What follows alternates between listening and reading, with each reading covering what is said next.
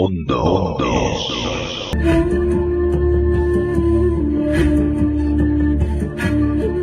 Bienvenida, Alba, ¿cómo estamos? Buenísimas noches, un saludazo enorme, Juan Carlos, para ti y para toda nuestra magnífica audiencia. Nos vamos a ir a China hoy de viaje. Me parece bien. Y vamos a hablar de una especie de escritura antigua que parece ser que solamente estaba hecha por mujeres y para mujeres. Una especie de escritura, no voy a decir secreta, pero que parece ser que está destinada a la desaparición, ¿o no? Sí, no, y efectivamente, secreta al 100% hasta que desgraciadamente se descubrió. Es parte de un episodio muy interesante de la historia de China, exclusivamente por la comunicación entre mujeres realizada con ese lenguaje único, transmitido sobre todo de madres a hijas, y se llamaba Nushu o Nushu, que, en fin, pongámonos en situación. Eres una mujer que vive en el siglo XVI, en China, una mujer trabajadora del ámbito rural, sencilla, y te encuentras aislada de la sociedad.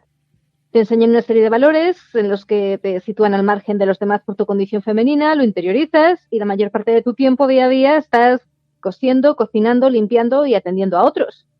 No tienes ya no títulos, sino una educación formal, cultural. Apenas puedes relacionarte con otras mujeres. No puedes salir porque está muy feo eso de que una mujer vaya sola sin la presencia de su marido, claro. Y desde luego impensable tener una conversación con otras mujeres o en privado. Hoy día coges a una persona cualquiera, hombre o mujer, y le obligas a acatar estas condiciones, se vuelve loco. Pero vamos a ser justos, esto es algo histórico, algo que ha formado parte de la conciencia de muchas mujeres desde que han nacido.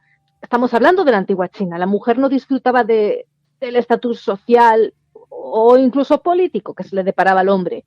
Debían basar su vida en un sistema llamado el sistema de las tres obediencias, que consistía en subordinarse primero a los padres, luego a sus maridos y, bueno, si la mujer enviudaba o pasaba algo, pues a sus hijos. Y ya conocemos las normas de China, ¿no? En cuanto a la moralidad femenina, tradiciones culturales, valores confucianos, creencias religiosas, sobre todo mucho también. Ahí es donde entran esas clases de moralidad femenina exclusivas para mujeres que eran el punto de apoyo de su existencia. Había que enseñarlas sumisión, obediencia, porque era inapropiado para una mujer actuar o hablar de manera independiente o desobedecer a los hombres. Madre mía, cómo desobedecieras a un hombre. Así se mantenía la armonía social a través del respeto jerárquico, estando calladita. Se le enseñaba virtud, castidad, la mujer debía ser pura, virgen hasta el matrimonio, la promiscuidad era una deshonra para la familia.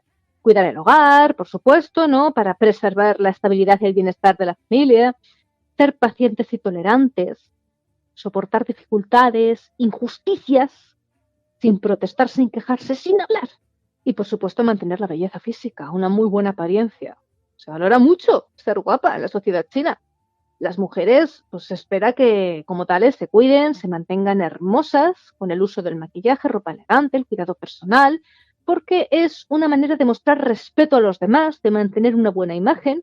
Es cierto que estas clases de moralidad femenina han existido en la cultura china, pero bueno, la sociedad, por fortuna, en este sentido, está cambiando, evolucionando. Muchas mujeres chinas desafían actualmente estas normas, buscan esa igualdad de género, esa autonomía personal.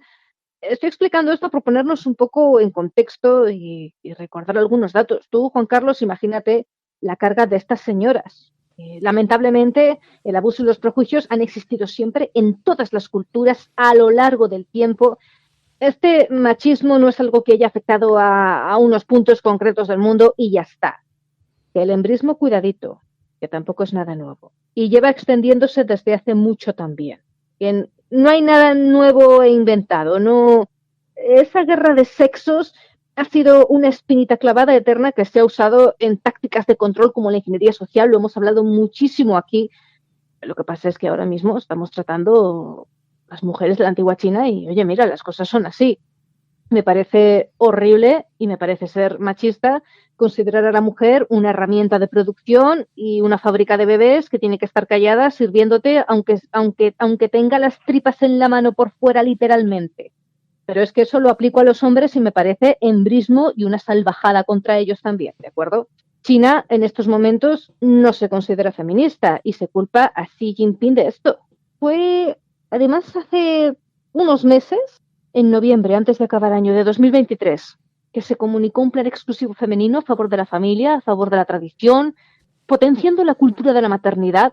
Y Pekín en concreto buscaba, y sigue buscando, reforzar esa orientación hacia el matrimonio para revertir el descenso en la natalidad. Incluso hace unos años realicé un artículo que explicaba que China gritaba ayuda con sus varones porque los consideraban una parte de la población que estaba extremadamente feminizada y echaban la culpa al K-pop, a la música y a las madres de la familia. Entonces, porque eran demasiado delicados, demasiado simples, muy mimados. Y la gente ha criticado, la prensa por lo menos, que los principales órganos de poder del Partido Comunista no cuentan con ninguna mujer. Entonces, en fin, bueno, como he dicho antes, pues las mujeres chinas buscan acciones, ¿no?, que desafíen ese deber de la belleza, rechazan las dietas, los tacones altos, el maquillaje, por ejemplo, denuncian la discriminación sexual presente en admisiones universitarias, en el mercado laboral. Sí que tienen la gran mayoría, según se comunica, aunque repito que hay de todo, se tiene un enorme odio a esos roles de género, los rechazan con mucho ímpetu. Hubo un caso de una modelo, como muestra práctica y actual, llamada Lei Shu, que era el icono de la belleza perfecta. Pues se rapó el cabello y subió una foto así, rapada y sin maquillaje en redes sociales. Y escribió: de modelo a mujer natural, que incluía imágenes de su época en las pasarelas. Y tuvo apoyo, pero muchos comentarios muy negativos. Que además hace unos años en España, en lo personal, humildemente, vi que empezó a estar muy de moda raparse el cabello, ¿no? Recuerdo unas compañeras cuando estaba yo estudiando aún, que empezaron a raparse y a alabar a las mujeres rapadas porque sí, porque era revolucionario, y me insistían en que me lo hiciera yo también, que me cortase al menos el pelo lo máximo posible, porque según ellas a todas nos queda excelente y éramos muchísimos más sexys. Mira, no, yo no lo comparto. Yo no sé si me he cortado el pelo a media melena 2 veces en toda mi vida, pero yo siempre he sido de llevar el cabello hasta la cadera y muy feliz. Pero no impongáis, que yo no voy diciendo a las demás lo que considero que les va a quedar bien. Pero bueno, el caso es que China, ya volviendo al tema de la comunicación, además de la fuerza de su cultura tan curiosa y misteriosa, existen muchísimas aldeas remotas que, para mí, bueno, esconden un pequeño mundo, ¿no? Son secretos, tradiciones, costumbres, creencias y sobre todo mucho sentimiento. Me parece fascinante. Y uno de esos pequeños mundos es la escritura secreta Nushu. Es el único sistema de escritura exclusivamente femenino descubierto en el mundo. Descubierto en el mundo, que sabemos que la historia de la humanidad encierra bastante más, auténticas maravillas. Transmitido de generación en generación por las mujeres, concretamente de Jiangzhou, una región montañosa, y era una escritura imposible de comprender para los hombres. Ellos pensaban que eran dibujos, algún tipo de arte, y fue desarrollado en el siglo XIII, que creo que equivaldría más o menos en el siglo III de nuestra era, de Occidente, y se mantuvo en uso hasta el siglo XX. No se sabe con exactitud cuándo surgió realmente esta escritura porque se han quemado muchísimos escritos, muchos tratados, debido a los votos de obediencia, castidad, silencio, atención al varón. Pues ellas debían estar siempre calladas, ¿no? Eso de tener conversaciones privadas, acuérdate, era impropio, era indigno de mujeres. Levántate, calla, obedece y así hasta que te vayas a dormir. Que como te cantes, te pegó una paliza y a callar. Entonces, a través de ese lenguaje, las mujeres podían expresar sus emociones, sus experiencias, sus pensamientos en secreto. Era como tener una especie de diario que leía tu mejor amiga, por ejemplo, y solamente conocíais vosotras lo que había en esas frases, porque la escritura Nushu se caracteriza sobre todo por unos símbolos, la verdad me parecen bonitos, muy elegantes. Son curvilíneos, son similares a la caligrafía china, y como en forma de romboide, ¿de acuerdo? Más o menos por describirlo de alguna manera. Y las mujeres aprendían este sistema de escritura de sus madres o hermanas mayores en el contexto doméstico, donde si no. Y las letras se escribían en abanicos, se bordaban en pañuelos, en prendas de vestir, en otros objetos personales, se pintaban en jarrones. Y aquí Nyushu se usaba como medio de comunicación también entre mujeres de aldeas o ciudades. Era un lenguaje fonético, sobre todo, y permitió la formación de un vínculo social, una solidaridad entre las mujeres que vivían pues, en una sociedad en la que la reprimía. Pero a medida que la educación y la alfabetización de las mujeres ya aumentó en torno al siglo XX, ya el uso del Nyushu comenzó a disminuir. Hoy en día pues se dan muchos esfuerzos para preservarlo, para promoverlo, sobre todo como parte del patrimonio cultural de las mujeres chinas. Es algo que por fortuna no se ha intentado borrar. De hecho, Nyushu significa escritura de mujeres en chino. Y ya en el siglo XIX se hizo muy famoso para que las mujeres pudieran ejercer esa libertad de expresión que no era normal, no era propio de las sociedades de la época. Otros historiadores dicen que en vez de surgir entre hermanas y amigas de estatus más sencillo, habría surgido en círculos de nobleza, pero siempre desde la mano y la mente femenina, así que de ahí ya se habría explotado más en el ámbito rural, aunque bueno, se discrepa de esto. Ya te digo que es muy complicado ir a la raíz de esa lengua. Se lee de derecha a izquierda, se escribe de arriba abajo y es una mezcla de 4 dialectos que se hablaban en las zonas rurales de Jiangzhou. Cada símbolo representa una sílaba y fíjate lo que es el ingenio. Se usaban palos de bambú y una solución de tinta, una tinta improvisada, para darle forma, para continuarlo. Ya te digo que las mujeres no tenían acceso al sistema educativo y llegaba la vida de las mujeres durante algún episodio importante de su vida, como el matrimonio, ¿no? Después de casarse, las mujeres, por norma general, se mudaban a la aldea de su esposo, normalmente lejos de la suya, y vivían sujetas a la autoridad de su cónyuge. O la infancia desde la enseñanza de sus propias madres, desde sus hermanas mayores. Es una escritura cuya estructura está pensada para facilitar su bordado en la ropa. Es muy práctica. Debido a que fue una lengua surgida por el deseo de expresión, el Nyushu se ha ido rediseñando, se ha ido readaptando al nivel social, se ha basado en las necesidades, en intereses, se añadían los estilos de los bordados. Es que, tú fíjate, Juan Carlos, hay una frase muy antigua china que dice que la ignorancia y la obediencia son las grandes virtudes de las mujeres. Y esto se ha visto en otras culturas también que, madre mía. Para las mujeres había un grado de confianza llamado laotong, que era como el más íntimo y el que permitía apoyarse con fuerza en el compañerismo femenino, ¿no? Se realizaban contactos con una especie de cartas discretas y como no podían salir solas o al público, quedaban en el interior y todo fluía con canciones, con escritos, con otros bordados, con danzas. Y solía comenzarse esa relación de amistad o de confidencialidad, a veces incluso en torno a los 10 años. Por eso el Nyushu se lee cantando, por las rimas que tiene. Y fue descubierto lo que son las cosas en 1883 por el profesor Gong Sebing cuando escuchó a 2 mujeres hablar en una lengua muy extraña.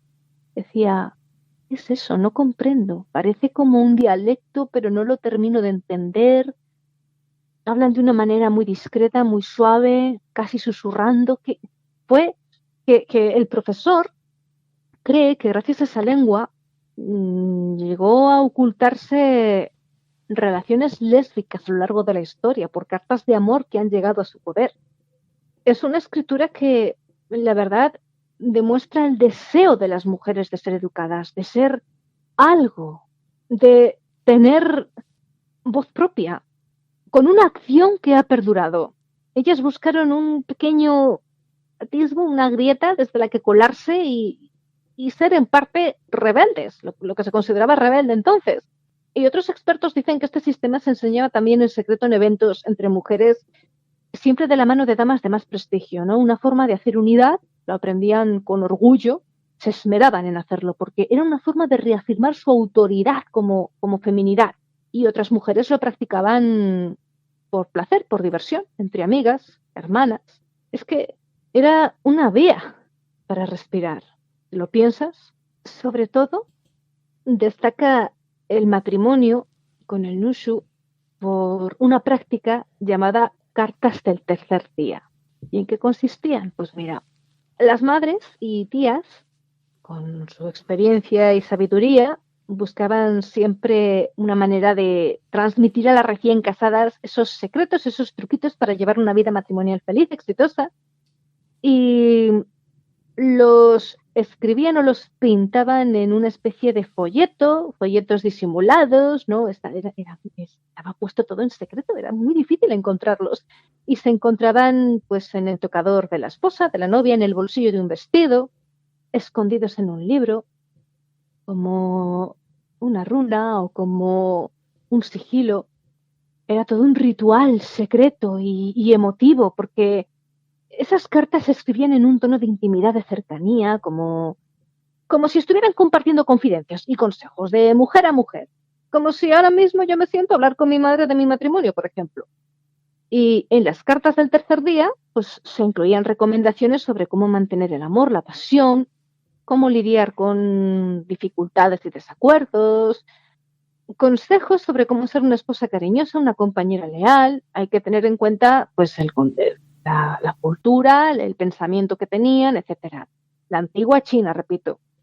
Y estas cartas tenían canciones populares que también se habían transmitido de generación en generación y que solían ser cantadas en momentos muy especiales, como recordatorios de los valores y principios familiares. Me recuerda mucho a esas canciones secretas en lengua criolla o de los esclavos de las plantaciones que se avisaban con cantos, con versos, pues esto podría ser algo similar. Y esta tradición de compartir las cartas del tercer día no solamente era una manera de fortalecer los lazos familiares, de transmitir la sabiduría acumulada, era como un gesto de apoyo, un empujoncito y una manera de bordar el recuerdo del amor que se tiene hacia las recién casadas, de que no estaban solas.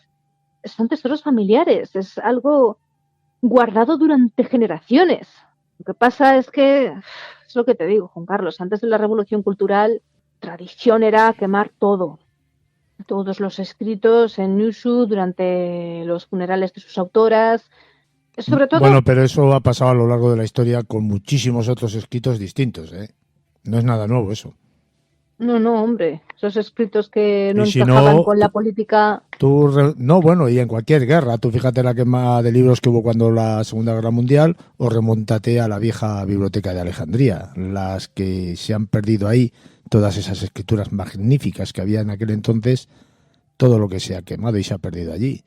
Es algo que, culturalmente hablando y entre comillas, cuando alguien se impone a alguien, quiere destruir todo lo que ese alguien tenía. Y la mejor manera, entre unas cuantas más, es destruir todo lo escrito que tienen en esa cultura, en esa sociedad, Alba. O los libros que tienen guardados algunos grupos que son secretos y que solamente circulan en determinados entornos. Ya nos metemos en conspiraciones, ¿no? Ay, me callo. Sigo con lo cultural. Sí, vamos a seguir el hilo, sí. De acuerdo. Pues, bueno, como te decías, quemaban los funerales de las autoras porque tenían el propósito de que los acompañaran al más allá y, bueno, también por el temor que generaba su existencia como lenguaje secreto, ¿no?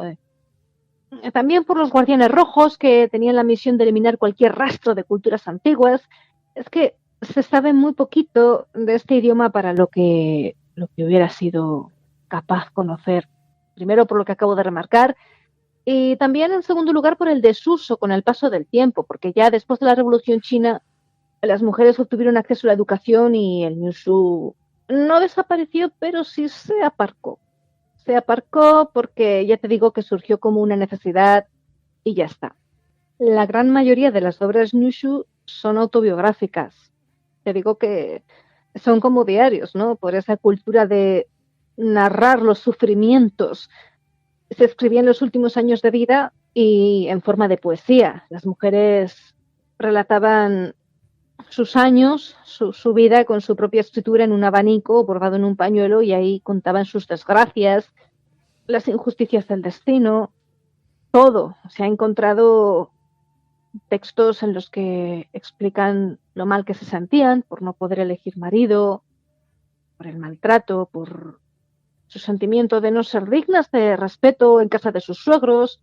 Aceptaban su destino, buscaban una manera de abrazar ese dolor y encajarlo, aceptarlo, lo hacían parte de su identidad, pero muchas incluso se arrepentían de haber nacido mujeres, lo consideraban un castigo y se arrepentían también de haber engendrado niñas. Buscaban maneras para a ver si el siguiente embarazo era un varón, porque no querían trasladar esa desgraciada existencia a sus hijas. Y fue en el 2004, el 23 de septiembre de 2004, fecha occidental, después de Cristo, que falleció Zhang Huangji, la última persona que hablaba el Nushu. Falleció con 98 años, viuda de un granjero, ¿ves?, de entorno rural. Y Yang, por fortuna, fue una destacada representante de China en la Conferencia de las Naciones Unidas sobre la Mujer en el 95, ya entrada en años, la mujer. Y durante este evento aprovechó la oportunidad de entregar a los expertos una considerable, entre comillas, cantidad de cartas, poemas, artículos escritos en Nushu. Fue en 2005, qué pena que sus ojos no lo pudieran ver, fueron publicados por la Universidad de Tsinghua en un libro, y es cierto que a raíz de los esfuerzos de esta señora, el gobierno chino habría comenzado a trabajar en la recolección y preservación de estos escritos, reconociendo su valor como parte de una herencia única cultural china. Y desde el 2006, el Nushu es Patrimonio Nacional Cultural Intangible de China. Hay un museo y todo, y centro de estudios en el mismo distrito de Jiangzhou, que se llama el Jardín de Nushu. De todas formas, aún quedaría mucho por hacer si echamos una mirada a todo esto, si se busca romper, que poco me gustan estas expresiones, romper esos roles de género que consideran que la mujer no vale nada, ¿no? La Constitución china sí consagra la igualdad, pero este país solo ocupa el puesto número 100 en la paridad de trato a hombres y mujeres.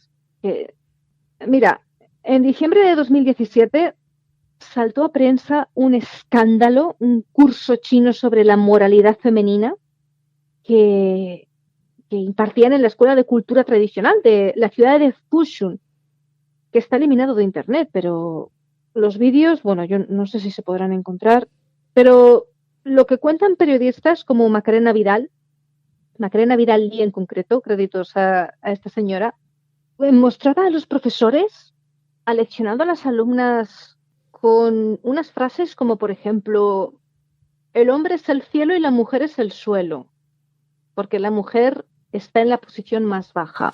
Y dices, qué poético. O si te pegan, no devuelvas el golpe. Y si te insultan, no devuelvas el insulto, porque te tienes que aguantar y no pidas el divorcio. Había asignaturas del curso con materias como la costura o la cocina o la limpieza de la casa, normas de comportamiento, literatura tradicional. Con esto yo he pensado, caray, ¿te imaginas que regresa el Nushu? Madre mía. Y decían cosas como, por ejemplo, que lavar los platos era la obligación de toda mujer y que el hecho de pedir comida a domicilio en vez de cocinarla ella misma era saltarse las normas como mujer. Y que si tu marido te pide algo tienes que decirle que sí, hacerlo inmediatamente y que cuando estés fregando, cuanto más agachada, mejor. Si te pegan, no devuelvas el golpe. Es que muchas mujeres salían en fotos y vídeos diciendo que sus maridos les habían insistido en que debían ir a esas clases para aprender subordinación y comportamiento femenino. Mujeres que deben, por ejemplo, levantarse a las 4:30 de la mañana para empezar las tareas domésticas. Entonces, echando un vistazo a todo esto, aún queda mucho por hacer con esa igualdad, y aún así tampoco me gusta mucho sacar el tema por lo politizado del asunto y porque a día de hoy, al menos en Occidente, o lo que yo veo en España, de acuerdo, lo que hacen es posicionar a la mujer en el papel de víctima y reivindicar sus derechos o supuestos derechos a costa de criminalizar y destrozar al varón. Aquí, por ejemplo, una auténtica injusticia, ¿qué quieres que te diga? Es que una persona denigrarla por su sexo, sea hombre o mujer, me parece vergonzoso. Por fortuna el tema se viralizó en Internet y causó indignación hasta el punto de que el curso se cerró de golpe y el Departamento de Educación de Fusion ordenó la cancelación de las clases ipso facto con el acertado argumento de que infringían la moral social y la igualdad de género.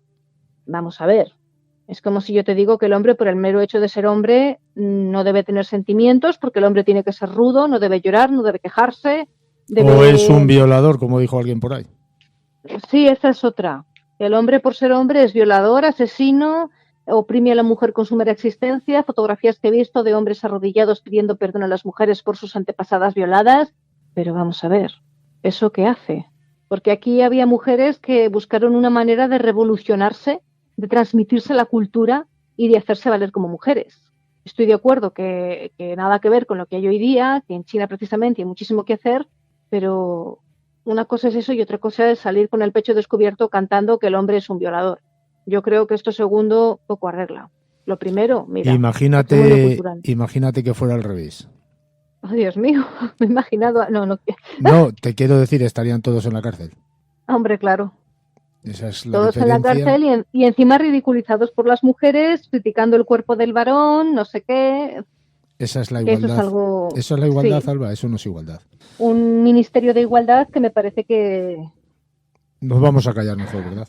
Mira, sí. Yo quiero sobre todo enfocar este tema como algo cultural, algo que me parece un tesoro y que desde luego a lo largo de la historia de la humanidad ha habido injusticias, ha habido problemas y al igual que ha habido sociedades manejadas y dirigidas por hombres, ha habido sociedades manejadas, dirigidas y fundadas por mujeres, que han despreciado al varón por el mero hecho de ser varón, que rezaban por tener niñas en su vientre en vez de hombres y etcétera, etcétera. No quiero irme de tiempo que hay que tampoco al siguiente invitado. Hay que defender la igualdad en la equidad que esa igualdad precisa, no en las necesidades, torpezas o cualquier tipo de psicologías que otras personas pueden tener al respecto.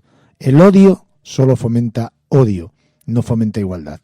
Alba, ¿dónde te puede seguir la gente que nos esté escuchando? Pues en Mundo Viperino, por ejemplo, que es un espacio en el que practicamos filología y periodismo libres, intentando mantener vivos esos derechos a la expresión, a la prensa. Se denuncian cosas como, por ejemplo, la ingeniería social, como hemos estado hablando ahora mismo. Es difícil seguir adelante con la censura que hay hoy en día, pero no nos importa, difícil pero no imposible. Esto nos hace estar cada vez más enamorados de nuestro trabajo y de medios como este, del que siempre se aprende. Mundo Viperino tiene una revista física en formato papel llamada Rasgando la Penumbra y puede encontrarse en Amazon junto con todas mis demás publicaciones y colaboraciones. Tengo que hacer mención a Laberinto de Misterios, el libro que he tenido el placer de realizar mano a mano contigo. Y bueno, como te decía, en la revista se tratan temas de denuncia social y geopolítica principalmente. Hay entrevistas, hay análisis censurados en el ámbito digital y otro montón de cosas que hacen pensar esa pequeña vuelta de tuerca, este clic que necesitamos. Recomendamos entrar a nuestro canal de YouTube Mundo Viperino, presionar la etiqueta listas, dirigirse a la que dice Mundo Insólito Radio y disfrutar de muchos más programas. Gracias. Un fuerte abrazo, Alba. Un abrazo enorme. Mundo.